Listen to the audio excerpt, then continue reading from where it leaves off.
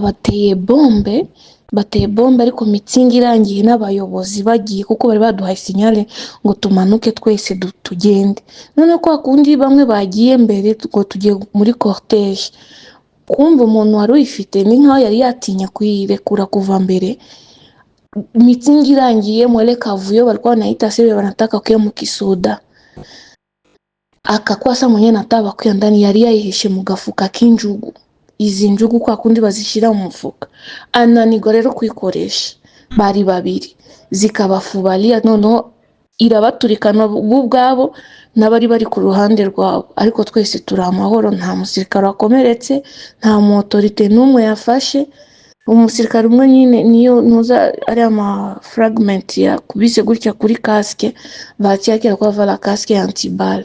Nta kibazo kibaye, abantu bose baratashe. Umujyi uratekanye, urumva ni muri aba ba FDLR bagiye bihisha nyine barishindwa, ni nk'aho bagize isoni. Kodi atubwira yuko ari interahamwe zari zifofiye zizana amagrenade mu mifuka y'injugu.